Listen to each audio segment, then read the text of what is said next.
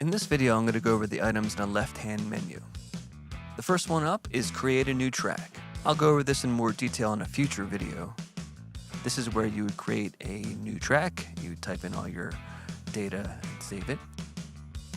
The next item is templates.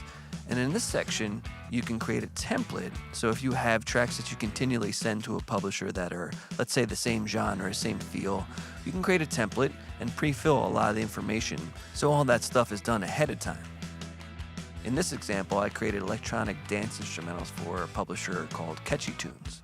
Now looking here, if I edit the template, I have the template name, the track type, instrumental, status, track completed, genre, electronic, a subgenre filled in, drums, moods. So as you can see, everything's pretty much filled in. At that point, then I can just apply this track template when I create a new track. Use a template right here. Use. So now you can see all the data is pre-filled.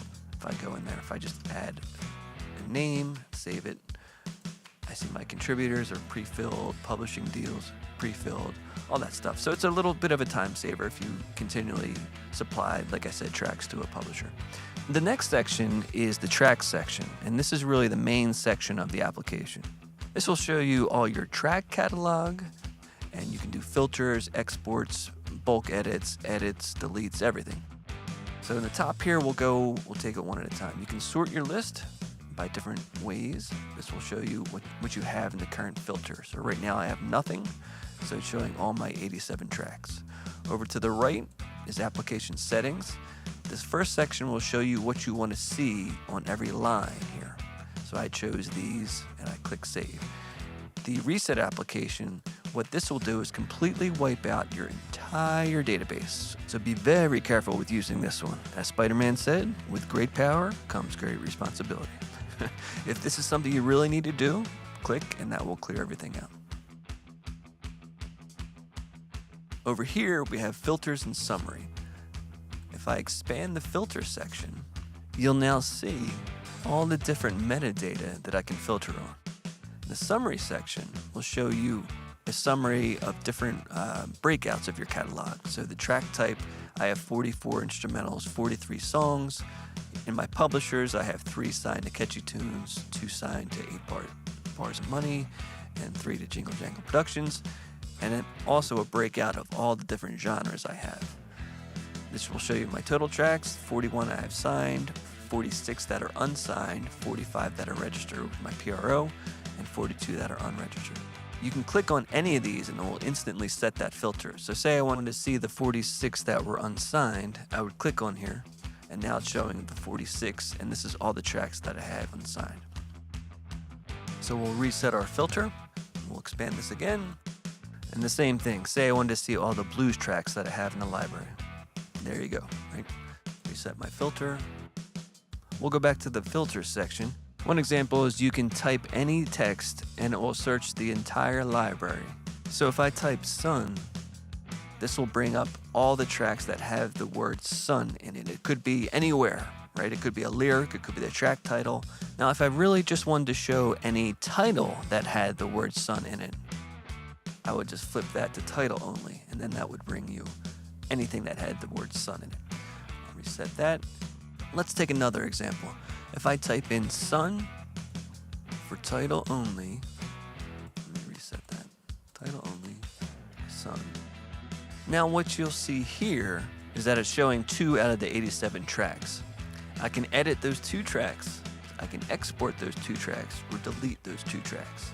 If I was looking to edit multiple tracks, you could do a bulk edit, click both of these, and then edit selected.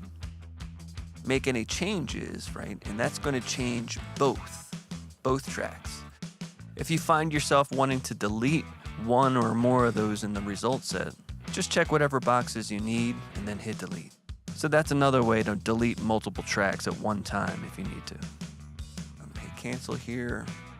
Now in the export section, you can select what fields you want to export and then export it as a CSV file or as an Excel file.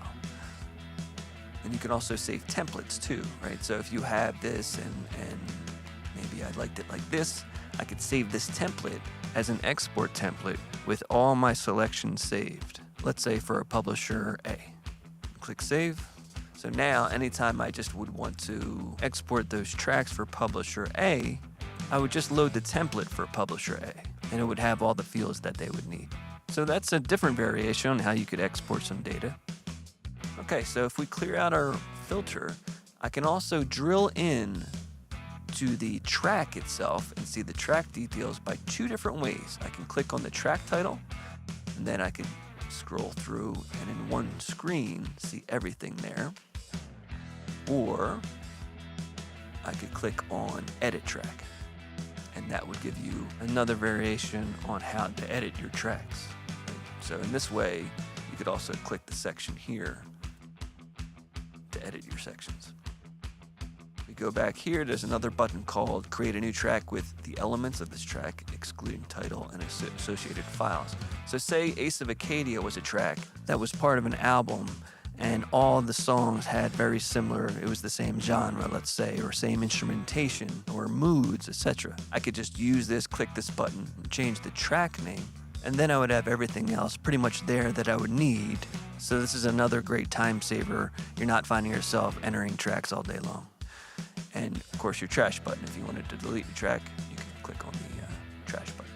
You'll notice too, going back to the filtering section, I can save a filter, right? If I saved a filter called Show Tracks Unsigned, I just saved and just clicked this unsigned, saved it as a filter. So now I can always see anything that I don't have signed. If you find yourself going back to constantly the same filter, just save it and then you're good to go. Moving on under relationships, you'll see musicians, and that would be any musician that is attached to a track in your library, publishers, and writers. So you can add to any of these or edit them.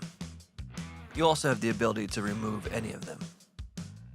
Now you'll see we have metadata. It's the same kind of layout that you have with your musicians, publishers, and writers. So you have genres. A new addition to the online app is now we offer subgenres. If you click into here, you can add subgenres to your tracks. We also have instruments, moods, and track statuses. Again, if you want to create a new track status, just click on the Add button and name it Need Help and save.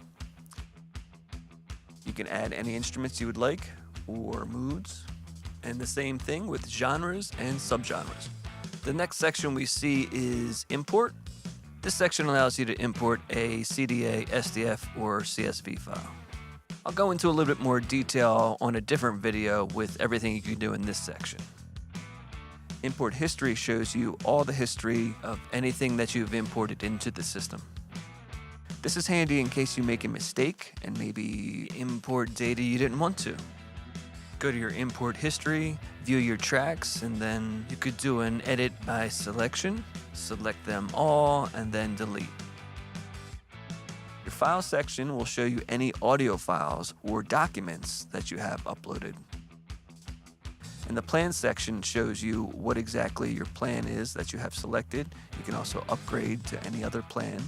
It will also show you the storage that you have and the monthly transfer that you've created throughout the month. And if you ever want to cancel a subscription, just click the cancel subscription button and that process will be started. Down here, it will also show you your plan usage and your data transfer. Your plan storage is the amount of space that your files take up in the cloud. That includes WAV files, MP3 files, Word documents, Excel spreadsheets. And the transfer rate is the space calculated when you actually play an audio through the application itself. And also if you upload any files, that file size is calculated in the transfer rate. And that transfer rate gets reset every month. Your data storage value does not get reset.